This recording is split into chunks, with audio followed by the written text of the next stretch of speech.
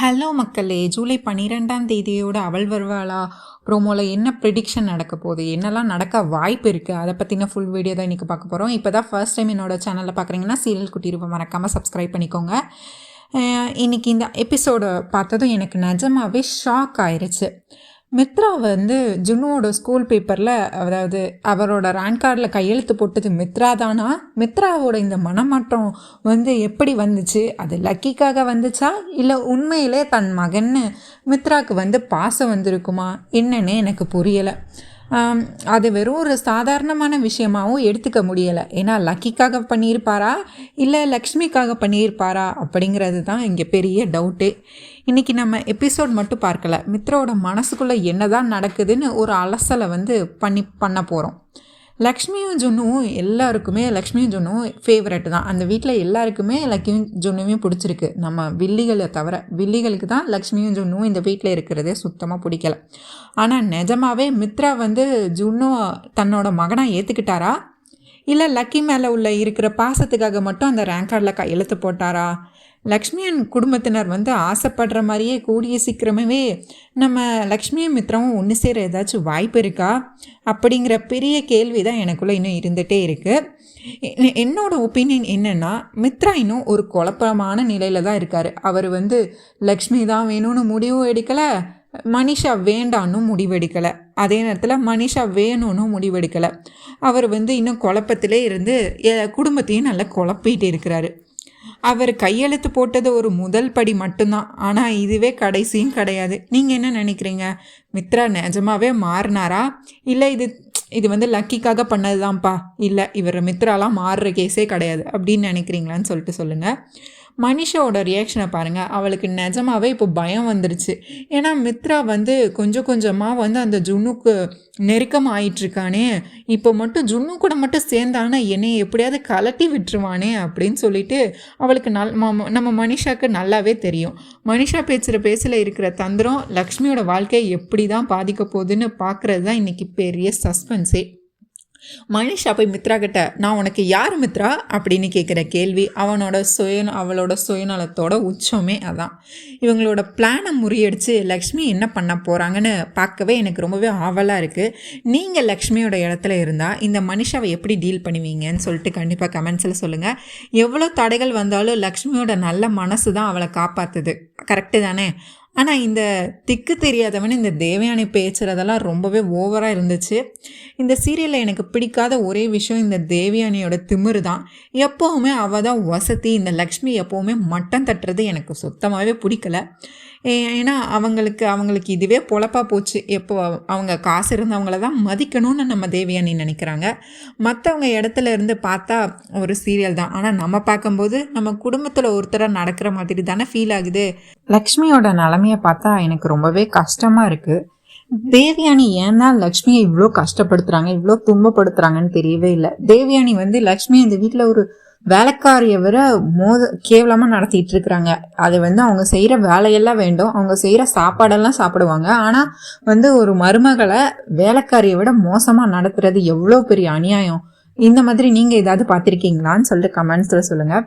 And Lakshmi இந்த வீட்டுக்கு மருமக தானே, அப்புறம் ஏன் அவங்க வந்து அவங்கள இவ்வளோ அவமானப்படுத்துகிறாங்க? அதுவும் இல்லாமல் ஒரு மூத்த மருமக, அவங்க அந்த குடும்பத்துக்காக தான் இவ்வளவும் பண்ணுறாங்க.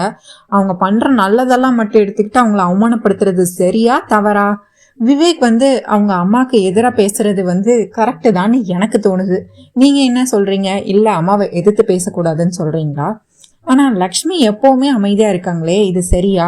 இல்லை உங்கள் வீட்டில் இல்லை, நீங்கள் பார்த்தா மற்றவங்களே இதை மாதிரி அநியாயத்தை அமைதியாக பொறுத்துப்பாங்களா? இந்த அமைதி வந்து லக்ஷ்மிக்கு நல்லதை கொடுக்குமா? இல்லை நீ ரொம்ப நாங்கள் உன்னை இவ்வளவு நாளாக அவமானப்படுத்துவோம், நீ இப்படியே தான் அமைதியாக தான் இருக்குங்கிறதுக்காக எவ்வளோ நாளாக அவமானப்படுத்தலாமா? இல்லை லக்ஷ்மி வந்து பொங்கி எழுந்து நீங்கள் இப்படியெல்லாம் பேசக்கூடாதுன்னு எதிர்த்து நிற்கணுமா? நான் என்கிட்ட கேட்டால் ஒருத்தங்க செல்ஃப் ரெஸ்பெக்டை வந்து விட்டு கொடுத்து அவங்க கிட்ட நல்லவங்கன்னு பேர் எடுக்கணும்னு எந்த அவசியமும் கிடையாது. நம்ம கேரக்டரை கரெக்டாக இருந்தாலே போதும் தான் நான் சொல்லுவேன். அதை யாருக்கும் நிரூபிக்கணும்னு தேவையில்லை. அதே மாதிரி மித்ரா லக்ஷ்மி கூட சேர்ந்து சாந்தி பூஜைக்கு உட்காரவே மாட்டேன்னு சொல்றது எவ்வளோ பெரிய ஈகோ இருக்கு.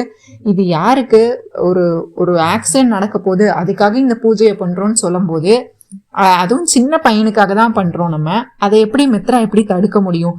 மித்ரா இப்படி சுயநலமா இருப்பாரு, அவருக்கு என்னதான் கோவம் இருக்கட்டுமே. ஆனா ஜுன்னு வந்து குட்டி பையன் தானே, அவனுக்காக இந்த பூஜையில உட்கார்றதுனால என்ன ஆயிட போகுது? ஆனா லக்ஷ்மி மித்ராக்காக இவ்வளவும் செய்யறாங்க. ஆனா ஜுன்னுக்கோ அவங்க அப்பா மித்ராவை ஏத்துக்கிட்டான், ஜுன்னுவும் அவங்க அப்பாவை ஏத்துக்கிட்டான். ஆனா மித்ரா மட்டும் இன்னும் லக்ஷ்மியும் ஏத்துக்கல, நம்ம ஜுன்னுவையும் ஏத்துக்கல. இது மித்ராவோட முட்டாள்தனமா, இல்ல அவர் அந்த அளவுக்கு காயப்பட்டிருக்காருன்னு நீங்க நினைக்கிறீங்களா? அவர் மனசுல இன்னும் ஏதோ ஒரு கசப்பு இருந்துட்டே இருக்கு. அந்த கசப்பை தீக்கிறதுக்கு அவர் லக்ஷ்மியை தண்டிக்கிறதா நினைச்சு ஜுன்னுவையும் தண்டிக்கிறது தப்புன்னு தான் நான் சொல்லுவேன். ஏன்னா அம்மா என்ன வேணா தப்பு பண்ணியிருக்கட்டுமே, ஜுன்னும் அவங்களோட பையன், அவங்க பையனை எதுக்கு இதுல தண்டிக்கணும்? அவங்க அந்த வீட்டு வாரிசுன்னு ஆயிப்போச்சு. இப்போ இவங்க வீட்டை விட்டு அனுப்புனாலும் ஜுன்னு இந்த வீட்டு வாரிசு இல்லைன்னு ஆயிட போதா? இல்லவே இல்லை. அப்புறம் எதுக்கு மித்ரா இவ்வளோ பெரிய தப்பு பண்றாருன்னு எனக்கு புரியவே இல்லை.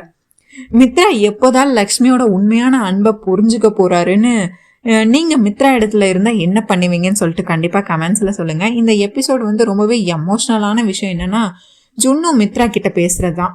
நான் இத்தனை நாள் அப்பாவை மிஸ் பண்ணேன், ஆனா நீங்க அப்பான்னு தெரிஞ்சதுல நான் எவ்வளவு சந்தோஷமா இருந்தேன், ஆனா ஏன் நீங்க எங்களை ஒதுக்குறீங்கன்னு சொல்லி கேக்குறான். இவன் கேள்வி நியாயமானது தானே.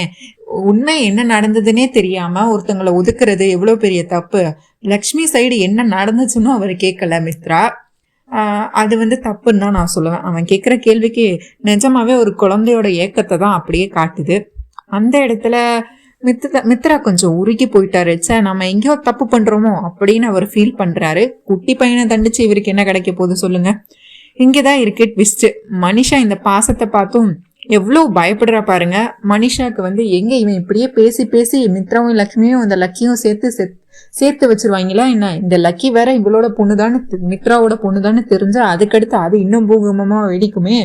மொத்தமா நம்மளை விட்டு போயிருவானேன்னு சொல்லி இங்க நம்ம மனிஷா பயந்து செத்துட்டு இருக்கிறாங்க. அதுக்குள்ள எப்படியாவது மித்ராவை தன் வசப்படுத்தணும், தனக்கு சொந்தமாக்கிக்கணும் அப்படின்னு சொல்லிட்டு முடிவெடுக்கிறாங்க. இதுக்கெல்லாம் முன்னாடி இந்த ஜுன்னுவையும் மித்ராவையும் நான் நிரந்தரமா பிரிச்சே ஆகணும் அப்படின்னு சொல்லிட்டு கொடூரமா பெத்த பையனையும் அப்பாவும் பிரிக்கணும்னு நினைக்கிறாங்க. இதெல்லாம் எவ்வளவு பெரிய தப்புன்னு சொல்லுங்க. இப்போ அப்படியே பார்த்தா தீக்ஷுலு சொன்ன அந்த ஆபத்து தான் ஞாபகம் வருது. ஜுன்னு இத்தனை வருஷம் பார்த்தா மித்ராக்கு தான் ஆபத்துன்னு லக்ஷ்மி ஓடி ஓடி போய் காப்பாத்துனாங்க. இப்போ பார்த்தா ஜுன்னுக்கும் அது அப்படியே பின்தொடருது. ஏதோ ஒரு பெரிய ஆபத்து காத்திருக்குன்னு சொல்லும் போது எனக்கே கொஞ்சம் பயமா தான் இருக்கு. லக்ஷ்மி பதறி அடிக்கிறதுல தப்பே இல்லை. ஒரு அம்மாவா அவங்க வந்து தன் பையனுக்கு இப்படி ஒரு ஆபத்து இருக்குன்னு தெரிஞ்சதுக்கு அப்புறம் அதுக்காக என்ன பண்ணணும் ஏது பண்ணணும்னு வந்து பயந்து போறது தப்பே கிடையாதுன்னு தான் நான் சொல்லுவேன். தன்னோட பையனுக்காக என்ன வேணா பண்ணலாம். மித்ராக்காகவே எவ்வளவோ கஷ்டமான பூஜைகள்லாம் பண்ணியிருக்காங்க. இப்போ தன் பையனுக்காக பண்றதுல ஒன்றும் அவங்களுக்கு பெரிய விஷயமே இல்லை. நிஜமாவே வந்துட்டு நம்ம லக்ஷ்மியோட பாசம், அம்மா பாசம் எவ்வளவு பெருசுன்னு இதுலயே நல்லாவே புரியுது. இந்த பூஜை விஷயத்துல என்னதான் நடக்க போகுதுன்னு எனக்கு தெரியல. லக்ஷ்மி அந்த ஆபத்தை தடுப்பாளா, இல்ல தேவியானோட சூழ்ச்சி தான் பழிக்க போகுதா? நீங்க என்ன நினைக்கிறீங்கன்னு சொல்லிட்டு கண்டிப்பா கமெண்ட்ஸ்ல சொல்லுங்க. அண்ட் இதெல்லாம் பார்க்க எனக்கே ரொம்ப ஆர்வமா இருக்கு. அப்படி என்னடா ஆபத்து வரப்போகுது நம்ம ஜுன்னுக்கு, சின்ன பையனுக்கு என்னடா ஆபத்தை கொண்டு வர போறீங்க அப்படின்னு தான் இருக்கு. அண்ட் இப்போ மித்ரா வந்து அந்த பூஜையில உட்கார்ந்து பூஜையை பண்ணுவாருன்னு நினைக்கிறீங்களா? இல்லை எனக்கு என்னோட ஈகோ தான்ப்பா முக்கியம், எனக்கு என்னோட இதுதான் முக்கியம், எனக்கு நான் நல்லா இருந்தா போதும் அப்படின்னு சொல்லிட்டு லக்ஷ்மியும் மித்ராவும் சேர்ந்து அந்த பரிகார பூஜையை பண்ணுவாங்களா பண்ண மாட்டாங்களான்னு சொல்லிட்டு நீங்க கண்டிப்பா கமெண்ட்ஸ்ல சொல்லுங்க. இங்க நம்ம அரவிந்தா ஜெயதேவ் எப்படிடா நம்ம மித்ராவை இந்த பூஜையில உட்கார வைக்கிறது, அவன் என்ன சொன்னாலுமே ஒத்துக்க மாட்டானே அப்படின்னு சொல்லி இன்னைக்கு என்ன ஆனாலும் பரவாயில்ல அவனை எப்படியாவது பேசி ஒத்துக்க வைக்கணும்னு இவங்களும் இங்கே காத்துக்கிட்டு இருக்காங்க. ஆனால் நம்ம மித்ரா கண்டிப்பாக ஒத்துக்க மாட்டாரு, அது நமக்கே தெரியும். ஏன்னா அவர் லக்ஷ்மியும் இன்னும் மனைவியாக ஏற்றுக்கல, ஜுன்னுவையும் இன்னும் மனைவியாக ஏற்றுக்கல. அப்புறம் எதுக்கு அவர் வந்து பண்ண போறாரு? லக்ஷ்மி மேலே இருக்கிற கோவத்தில் ஏதோ ஒரு ப்ரோக்ரஸ் கார்டில் ஒரு சைன் பண்ணிட்டேங்கிறதுக்காக திரும்ப அப்படியே மாறிட்டேன்னு நினைப்பான்னு அவர் நினைப்பாரு. இவங்க ஒத்துக்க வைக்கலான்னு சொல்லி பகல் கனவு கண்டுக்கிட்டு இருக்காங்க. கண்டிப்பாக என்னோட ஒப்பீனியன், மித்ரா கண்டிப்பாக இந்த பூஜையில் ஒத்துக்க மாட்டாரு. ஆல்ரெடி மனிஷா வேற நம்ம மித்ராவை நல்லாவே மேனிப்புலேட் பண்ணி வச்சிருக்கிறாங்க. அது முதல்ல உனக்கு பிறந்த பையன்னு நீ எப்படி நம்புறேன்னு கேட்குறாங்க. இதெல்லாம் கொஞ்சம் அடுக்கடுக்கா இருக்கு, ரொம்பவே தப்பா இருக்கு. அது எப்படி சொல்ல முடியும்? மித்ரா வந்து லக்ஷ்மி மேல என்னதான் கோவம் இருந்தாலும் பிறந்த பிள்ளைய யாராவது மாத்தி சொல்லுவாங்களா என்ன? இவங்க வந்து இது அர்ஜுனுக்கு பிறந்த குழந்தைன்னு சொல்றதெல்லாம் ரொம்பவே பெரிய தப்பு. அது மித்ரா எப்படி மனிஷா இப்படியெல்லாம் சொல்கிறத வந்து எப்படி கேட்டுட்டு அமைதியாக இருக்காங்கன்னு எனக்கு புரியவே இல்லை. மித்ரா வந்து இப்படியெல்லாம் மனிஷா பேசுகிறத கேட்டுட்டு சும்மா இருக்காமல் எனக்கு என் மனைவியை பற்றி தெரியும், நீ உன் வேலையை பாருன்னு சொல்லியிருந்தா அது ஒரு நல்ல ஹீரோவுக்கு அடையாளமாக இருந்திருக்கும். ஆனால் நம்ம மித்ரா மனிஷாவை பேச விட்டு வேடிக்கை பார்த்துட்டு இருக்காரு. இதெல்லாம் எங்கே போய் தான் முடிய போதும் அப்படின்னு தான் இருக்குது. இவங்க முதல்ல பிள்ளைங்களும் நல்லபடியாக சாப்பிட்டு ஸ்கூலுக்கு கிளம்புறாங்க. ஆனால் நம்ம மித்ராவோ அடுத்து வராங்க. நம்ம அரவிந்தா ஜெயதேவ் எல்லாம் பேச முயற்சி பண்ணுறாங்க. வழக்கம் போல் எனக்கும் லக்ஷ்மிக்குமே எந்த சம்மந்தமும் இல்லை, சும்மா இந்த பூஜையை பண்ணுங்க அந்த பூஜையை பண்ணுங்கன்னு என்ன அப்படியே மனசை மாத்துறதுக்கு முயற்சி பண்ணிட்டு இருக்கீங்களான்னு அவர் வந்து நான் முடிச்ச முயலுக்கு 3 காலுன்னு அவர் நின்றுட்டு இருக்கிறாரு. அவர் யார் சொல்கிறதையும் கேட்குற மனநிலைமையிலையும் நம்ம மித்ரா இல்லவும் இல்லை. இப்போ லக்ஷ்மி வந்துட்டு நான் இப்போ ஒரு பெரிய பூஜை பண்ணுறேன், என் வாழ்க்கையை விட்டு போகணுன்னா இந்த லக்ஷ்மி என் வாழ்க்கையை விட்டு போகிறதுக்கு என்ன பூஜை பண்ணணும்னு சொல்கிறீங்க, அதை நான் பண்ணுறேன்னு சொல்லி திமுறா பேசிகிட்டு இருக்காரு. தேவயானி வழக்கம் போல் நம்ம ஜானுவை வந்துட்டு அசிங்கப்படுத்துகிறாங்க. ஆமாம், விவேக் பக்கத்தில் உட்கார்ந்தது ஒரு தப்பா? யார் பக்கத்தில் வேணால் உட்காரலாமே, உட்காந்து சாப்பிட்றதுல என்ன வந்துட போகுது, விட்டா நீ அவன் மடியில் ஏறி உட்காருன்னு சொல்கிறதெல்லாம் ரொம்பவே தப்பாக இருக்குது. இவங்க சாப்பிட்றது யார் பக்கத்தில் வேணால் உட்காந்து சாப்பிடலாம். நீ விவேக் பக்கத்தில் உட்காரக்கூடாது, நீ மித்ரா பக்கத்தில் உட்காரக்கூடாதுன்னு சொல்கிறதெல்லாம் ரொம்பவே தப்பு. அதுவும் இல்லாமல் வழக்கம் போல் மனிஷா அவங்க நாக்கில் விஷத்தை வச்சு ஜானுவை அசிங்கப்படுத்தி லக்ஷ்மியை அசிங்கப்படுத்தி அவங்க பாட்டு கோவத்தில் போயிடுறாங்க. அடுத்து பார்த்தா நம்ம மனிஷா வந்து இவங்களை கன்சோல் பண்ணி, ஆன்ட்டி நீங்கள் எதுக்கு இப்போ இவ்வளோ கோவப்பட்டுட்டு இருக்கிறீங்க சொல்லி இன்னுமே ரொம்ப பயன்படுத்திட்டு இருக்கிறாங்க. நடக்காத ஒரு விஷயத்தை பற்றி பேசி விவேக் ஜானு கல்யாணம் தான் நடக்கும், அதுதான் நடக்கணும். ஏன்னா அவங்க தான் ஒரு செகண்ட் ஹீரோயின். ஸோ அவங்க கல்யாணம் தான் நடக்கணும். ஆனால் அது நடக்க விடாமல் இந்த மனிஷாவும் தேவியானி என்னெல்லாம் பண்ணுறாங்க. நம்ம ஜானுவோ நான் பிடிச்ச முயலுக்கு 3 கால்னு பெற்றவங்க சம்மதத்தோடு தான் நான் பண்ணுவேன்னு ஆரம்பத்துல இருந்தே சொல்லிக்கிட்டு இருக்காங்க. அவங்க விட்டு கொடுக்கலாம் நம்ம விவேக்காக. விவேக் நிலைமை நினச்சாலும் பாவமாக தான் இருக்குது. ஒரு பக்கம் அம்மா சொல்ல கேட்கணும், இன்னொரு பக்கம் காதலி சொல்ல கேட்கணும். ஆனால் விவேக்கோட நிலைமையில நீங்கள் இருந்தால் என்ன முடிவு எடுப்பீங்க? நான் வந்து என்னோட ஒப்பீனியன் என்ன சொல்லுவேன்னா, விவேக் வந்து யாரை வேணா காதலிக்கலாம். இப்போ காதலிக்கிறேங்கிற விஷயத்த அவங்க அம்மா அப்பா கிட்டே சொல்லியாச்சு. அவங்க அம்மா வந்து அது நல்ல பொண்ணா, நல்ல குணமுள்ள பொண்ணா, நம்ம குடும்பத்துக்கு நல்லா இருப்பாளான்னு பார்க்குறத விட்டுட்டு எனக்கு பணம் தான் முக்கியம், எனக்கு வந்து சொத்து தான் வேணுங்கிறதுக்காக ஜானுவா அவமானப்படுத்துறதெல்லாம் வந்து தாங்கிக்கவே முடியாத ஒரு விஷயம். ஜானுவும் வந்து நல்ல பொண்ணு தான், அவங்களும் வேலைக்கு போகிறாங்க. அப்படி வந்து நல்ல குணமுள்ள பொண்ணு, நல்ல அமைதியான பொண்ணு, நம்ம குடும்பத்துக்கு ஏற்ற பொண்ணுன்னு பார்க்கறத விட்டுட்டு காசுன்னு அலைகிறாங்க. இவங்களுக்கு எப்படிப்பட்ட மருமக வருவாங்கன்னு நினச்சாலே பயமாக தான் இருக்குது. நீங்கள் என்ன நினைக்கிறீங்க? விவேக்குக்கு வந்து ஜானுவோட கல்யாணம் ஆகுமா, இல்லை இவங்க ஒரு பணக்கார பொண்ணை பார்த்து கல்யாணம் பண்ணுவாங்களான்னு சொல்லிட்டு கண்டிப்பாக கமெண்ட்ஸில் சொல்லுங்கள். அப்புறம் அப்படியே பார்த்தா மித்ராவும் வழக்கம் போல் ஒத்துக்கலை, கோச்சிக்கிட்டு பிள்ளைங்களை கூட்டிகிட்டு ஸ்கூலுக்கு போகலான்னு பார்க்குறாரு. ஆனால் இப்போ மித்ரா மனசில் தான் நம்ம மனிஷா பெரிய நஞ்சை விதைச்சிருக்காங்களே, இது உனக்கு பிறந்த பையனா இல்லாமல் இருந்தால் என்ன பண்ணுவ மித்ரான்னு கேட்டது. அது இவங்களுக்கு திரும்ப மனசுக்குள்ளே வந்து ஒரு கேள்வி வந்துக்கிட்டே இருக்குது. இது எனக்கு பிறந்த பையனா இல்லை அர்ஜுனுக்கு பிறந்த பையனா அப்படின்னு சொல்லி நம்ம மித்ராவுக்கு வந்து பெரிய இது எழும்புது. ஆனால் என்னதான் இருந்தாலும் ரத்த பாசம் என்ன விட்டு போகுமா என்ன? இப்படி இவர் மனசில் நினச்சிக்கிட்டு இருக்க அவர் வந்து எப்படிடா இதை ஜொன்னு கிட்ட கேட்கறது அப்படின்னு சொல்லி காத்துக்கிட்டு இருக்க நம்ம ஜொன்னுவோ அவர் ரத்தப்பாசம் இருக்கிறத நிரூபிக்கிற விதமா, அப்பா உங்களுக்கு என்கிட்ட ஏதாவது பேசணுமா, ஏதாவது கேட்கணுமான்னு சொல்லி கேட்கறது தான் ஹைலைட்டே. எப்படிடா, ஏன்னா ஒரு அப்பா பையனா போய் பாசனா இப்படிதான் இருக்கணும், அப்பா மனசுல நினைக்கிறத புள்ள தான் வாயால சொல்றான். ஆனால் இவருக்கு அப்படியெல்லாம் இல்லை. அவர் டைரெக்டாக ஜுன்னுவை பற்றி கேட்கலனாலும் அவருக்கு எப்படியாவது இந்த விஷயத்த தெரிஞ்சுக்கணுங்கிறதுக்காக நீ இத்தனை வருஷம் எங்கே இருந்த, இப்போ எங்கே இருந்த, எங்கே போகிறேன்னு சொல்லி எல்லாத்தையும் விசாரிச்சுட்ருக்கிறாரு. அப்பயாச்சும் உண்மை தெரிய வருமா? ஏன்னா லக்கியும் இவங்களோட சொந்த தங்கச்சின்னு. லக்கி எப்போ தான் இவங்க சொந்த தங்கச்சின்னு தெரிய வரும், அந்த எபிசோடுக்காக நான் ரொம்பவே காத்துக்கிட்டு இருக்கேன். லக்ஷ்மிக்கு எப்போ லக்கி நான் தன்னோட சொந்த பொண்ணுன்னு தெரிய வர அந்த நிமிஷத்துக்காக நான் காத்துக்கிட்டு இருக்கேன்னு தான் சொல்லணும். இங்கே இவரும் கேட்குறாரு, நம்ம ஜுன்னுவோ வந்து உண்மையை சொல்கிறாரு. அதாவது நான் சின்ன வயசில் அர்ஜுனை தான் அப்பான்னு கூப்பிட்டுட்டு இருந்தேன், ஆனால் என் அம்மா தான் சொல்லிட்டாங்க அதுவும் அப்பா கிடையாது, நீ அவங்கள அப்பான்னு கூப்பிடக்கூடாதுன்னு. இதில் தான் லக்ஷ்மியோட சுயமரியாதை எல்லாமே இருக்குது. அவங்க நினச்சிருந்தா சின்ன பையன் தானே கூப்பிட்டுட்டு போகட்டும்னு விட்டுருக்கலாம். ஆனால் அவங்க அப்படி பண்ணலை.